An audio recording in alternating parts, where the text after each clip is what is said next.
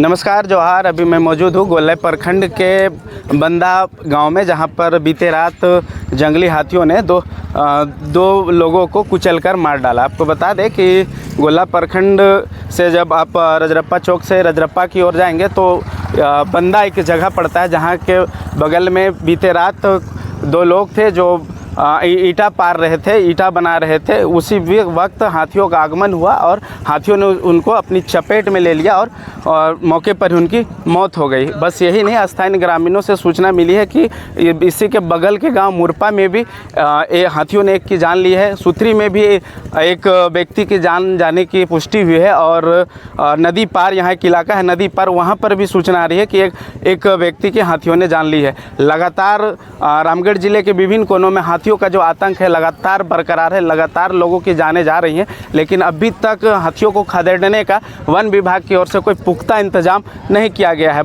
अब बड़ा सवाल है आखिर कि वन विभाग की जो टीम है आखिर कब तक जागेगी और कब तक इन जो हाथियों को है भगाने का पुख्ता इंतजाम करेगी और निर्दोष की जान जाना जो है वो बंद होगा। चूँकि लगातार आज कई महीनों से लगातार रामगढ़ जिले के कोने में इस तरह की घटना सामने आ रही है, जहां पर हाथी रात को आते हैं, बेखौफ आते हैं और लोगों की जान लेकर चले जाते हैं। लेकिन वन विभाग सिर्फ आता है, मुआवजे की बात करता है और चला जाता है। कोई भी पुख्ता इंतजाम वन विभाग के द्वारा नहीं किया जा रहा है। आज वन विभाग के कर्मी यहाँ मौजूद है, हम प्रयास करेंगे उनसे बातचीत करने का और उनसे ये सवाल भी करने का और क्या हुआ था नहीं हुआ सारा कुछ जानकारी देने का। तो वीडियो में बने रहिएगा।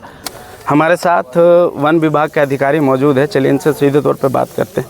सर, क्या मामला है? सर, मामला है कि सूचना मिला था 3 बजे कि हाथियों के द्वारा 3 व्यक्ति की हत्या की गई है, मतलब मौत हुआ है, जिसमें बंदा से 2 है, मुरपा से 1 है। हम लोग तो तत्काल आए यहाँ पे, रात भर टीम गश्ती में ही था।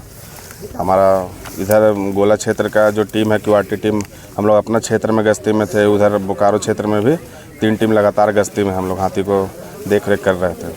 सर, सूचना आ रही है, स्थानीय ग्रामीण बोल रहे हैं कि सुथरी में भी एक हाथियों द्वारा कुचला गया है और एक नदी पार में भी। नदी पार का तो नहीं पता है, लेकिन इधर सुथरी वाला तो सूचना मिल रहा है। उसको यहाँ के बाद देख लिया जाएगा, तभी कंफर्म कर पाएंगे।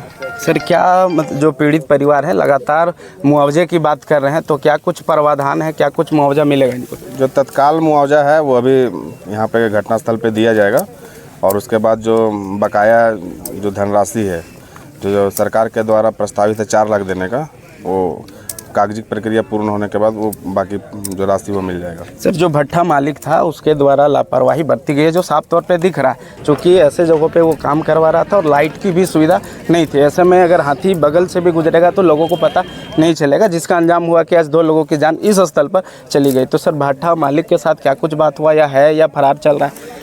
भट्ठा मालिक को तो हम लोग अभी बुलाए थे घटनास्थल पे, लेकिन उससे तो भेंट नहीं हो पाया है। मतलब वो आने के लिए तैयार नहीं है? खोज रहे, उसको मिला तो नहीं है। तो सर, उसके साथ कोई कानूनी प्रक्रिया या कुछ वैसा किया जाएगा? चूँकि लापरवाही के साथ काम किया गया था, लेबर सेफ्टी लॉ का बिल्कुल भी ध्यान नहीं रखा गया। जो विधि सम्मत कार्रवाई है वो किया जाएगा। और सर, एक आखिरी सवाल सर, चूँकि रामगढ़ ज़िले में लगातार ऐसी घटनाएं आ रही हैं, लगातार कई महीनों से जो ग्रामीण है वो परेशान है, चूँकि लगातार हाथी आते हैं और बेगुनाहों को, मासूमों को कुचलते हैं और चले जाते हैं, लेकिन वन विभाग के द्वारा अभी तक वो पुख्ता इंतजाम नहीं किया गया है जिससे कि हाथियों को हमेशा के लिए खदेड़ा जा सके, उसको बाहर किया जा सके। सर, नहीं, ऐसा नहीं है। वन विभाग के द्वारा लगातार गश्ती किया जा रहा है, समय समय पर जो फसल मुआवजा है वो दिया जा रहा है, उसके लिए मतलब पूर्ण प्रयास किया जा रहा है और हमारा क्यूआरटी टीम हमेशा रहता है ग्राउंड पे। तो ये थे वन अधिकारी, जो इनका मानना है कि लगातार इनकी गश्ती की टीम जो है वो स्थल पर बनी रहती है, लगातार घूम रही है, लोगों को जागरूक कर रही है, लेकिन हाथी आ रहे हैं और लोगों की जान लेकर कुचलकर चले जा रहे हैं। हालांकि इनसे बातचीत में स्पष्ट है कि अभी मुआवजे की जो भी रकम सरकार द्वारा दी जाती है अभी मौके स्थल पर दी जाएगी, उसके बाद जो भी कानूनी प्रक्रिया उसके हिसाब से आगे की मुआवजे की राशि मृतक के परिजनों को मिलेगी। तो वीडियो में बने रहे, आगे जो भी अपडेट होगा हम आपको दिखाते रहेंगे। जो मृतक है उनके परिजन हमारे साथ है और सबसे पहले तो मैं इनको ढाढ़स बनाना चाहूँगा इस दुख की घड़ी में, क्योंकि बहुत बड़ी घटना है इनके परिवार में बीती है। तो सबसे पहले तो मैं अपने चैनल की ओर से इनको सांत्वना देता हूँ कि इस दुख की घड़ी में इनको थोड़ा हिम्मत मिले। क्या नाम हुआ भैया? विकी करमारी। कहाँ घर हुआ? चाड़ी। मृतक आपके कौन थे? मेरा साला थे। साला थे। यहाँ क्या कर रहे थे? ईंटा पारने के लिए आए थे और बहुत दिन से यहाँ आ रहे हैं लोग ईंटा पारने के लिए। बात सुनने में आ रहा है कि ईंटा मालिक जो भाटा मालिक है उनके द्वारा लापरवाही बरती गई है और लाइट का भी व्यवस्था यहाँ पर नहीं था। यहाँ तो खुलेआम दिख रहा है भैया, सबको देख रहा है, हम नहीं देख रहे, सबको देख रहा है। ये लोग परमानेंट आदमी था तो लोग को क्या सोच होना चाहिए कि उसका कोई जुगाड़ दे दे या फिर और कुछ दे दे, इसका वजह से ऐसा हुआ है। क्या मांग करेंगे आप वन कर्मी से, वन विभाग से? सरकार का जो भरपाई सबको देता है इसको भी देगा, इसका भी बाल बच्चा 3-4 गो है, और जो ईंटा मालिक है उससे भी लगेगा भरपाई, उसका भी लगेगा। लेकिन अब वो ईंटा मालिक तो अभी मतलब कहीं भाग गया है ना, उसको भी भरपाई करना पड़ेगा। आप जो बोले सही बोले, उसको भी भरपाई, उसको भी माफी करना पड़ेगा। उसको यहाँ पे लाइए, उस दोनों को जितना वन विभाग देता है उसको भी देना पड़ेगा। कहीं गरीब परिवार, उसका बेटी होगा, उसका माँ होगा, किसी का बच्चा होगा, पढ़ रहा होगा बाहर में या स्कूल में होगा, बहुत छोटा उसका बच्चा है, बहुत छोटा है, 3 बच्चा है, बहुत छोटा है। तो देखिए परिजन जो है अभी तो बहुत ज़्यादा हताश है, इनसे बहुत ज़्यादा बात करना भी सही नहीं होगा, लेकिन इनका मांग है कि जो भी मुआवजे की राशि होती है, चूँकि जो मृतक है उनके छोटे छोटे बच्चे हैं और आगे जाके बहुत ही दुखद समय है उनके परिवार के लिए, तो मुआवजे राशि उनको ज़्यादा से ज़्यादा मिलना चाहिए ताकि उनके परिवार वाले आगे जो ज़िंदगी है उसको काटने में थोड़ी सी आसानी हो। हालांकि किसी की कमी तो पूरी नहीं हो सकती, लेकिन फिर भी चूँकि छोटे छोटे बच्चे हैं, उनके पढ़ाई लिखाई, शादी और ये सब मुद्दा है, तो हम भी मांग करते हैं जो वनकर्मी हैं और जो भाटा मालिक उनसे कि मुआवजे की राशि को जल्द से जल्द दी जाए। साथ ही अभी जो पता चला है स्थानीय ग्रामीणों के द्वारा कि जो भट्टा मालिक है वो अभी फरार है, तो उनसे भी आग्रह करेंगे कि दुखद समय है, अपना कीमती समय आपको उन्होंने दिया था, तो ऐसे समय में उनके परिवार के साथ आप खड़े रहें और जो भी मुआवजे की राशि है कृपया आप इनके परिवार वाले को सहयोग जरूर करें। आगे वन कर्मी यहाँ मौजूद है, चलिए हम लोग उनसे बातचीत करेंगे और उनसे ये सवाल भी करेंगे कि आखिर क्यों लगातार इस तरह की घटनाएं रामगढ़ जिले के कोने कोने से आ रही है, लेकिन वन विभाग अभी तक कुछ भी पुख्ता इंतजाम नहीं कर पाया है कि हाथियों को लगातार भगाया जा सके। हमारे साथ इस एरिया के जिला परिषद सदस्य के पति है, चूँकि कुछ दिन पहले ही जो जिला परिषद सदस्य थी स्वर्ग सरस्वती देवी जी का स्वर्गवास हो गया, उसके बाद से लगातार उनके दायित्व को उनके जो पति है वो निभा रहे हैं, तो वो हमारे साथ मौजूद है, सीधे तौर पर बात करते हैं। भैया लगातार ऐसा घटना हो रहा है हमारे क्षेत्र, वन विभाग के द्वारा उस तरह की कार्रवाई नहीं दिख रही। खास करके हमको लगता है कि ये वन विभाग का लापरवाही है।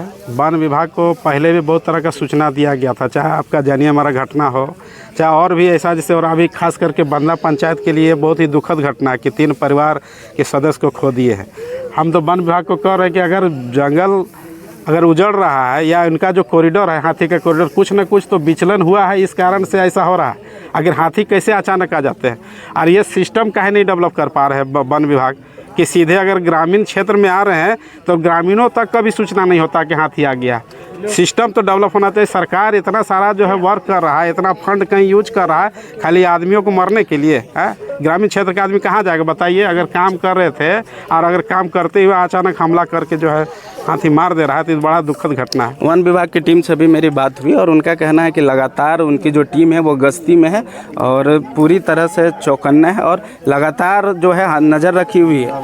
नहीं, जहाँ तक जैसे लगता है ग्रामीणों का सूचना है कि अगर गश्ती रहता, जानकारी अगर होता है इधर, तो ऐसा नहीं रहता कि कम से कम अलर्ट तो रहता आदमी लोग जो काम करने वाला है साइड एरिया में। अब मुरपा में, हाँ मुरपा में भी जैसे एक घटना घटा, उसके बाद देखिए यहाँ बंदा में, दोनों तो बंदा, तीनों बंदा ही पंचायत का है। मेरे ख्याल से थोड़ा सा वन विभाग को इस पर जो है अपनी सक्रियता दिखाना होगा, तभी ये सब जो है घटना रुक सकता है। उनका लापरवाही होगा तो घटना देखिए बराबर बढ़ते जा रही है। भैया मुआवजे को लेकर बात हो रही है, परिजन जो है, मृतक के परिजन जो है मुआवजे की बात कर रहे हैं, तो उस पर क्या मुआवजा होना चाहिए? क्योंकि छोटे छोटे बच्चे हैं, ऐसा पता चला है मृतकों का, तो क्या मुआवजा? मेरे ख्याल से जितना अभी जैसे अभी महंगाई बढ़ रहा है और सरकार के द्वारा जो पहले से जो निर्धारित है कि 4 लाख का जो भी एक प्रबंधन से दे रहा है, आपदा प्रबंधन से, और तत्काल में जो 25,000 दे रहा है, वो मेरे ख्याल से वो राहत नहीं है। अभी जैसा महंगाई बढ़ रहा है, इनके जितने तीन बाल बच्चे हैं और जो 3 घटना घटा है, ये जो मुआवजा के राशि है तत्काल वाला भी बढ़ोतरी होना चाहिए। कम से कम तत्काल में 1 लाख कर दे और कम से कम उसका दुगना 8 लाख रुपया कम से कम होना चाहिए, ताकि कम से कम उस परिवार को कम से कम राहत आए। और सरकार जो अपना फंड से दे रही है भाई, इसमें बढ़ाने में क्या दिक्कत है? सरकार को जनता टैक्स देती, बहुत तरह का जो है उनको सहयोग दे रही है। और जनता का अगर जान जा रहा है, सरकार तो जनता के लिए है, जनता के हित में जो है सरकार को निर्णय लेना चाहिए। धन्यवाद भैया।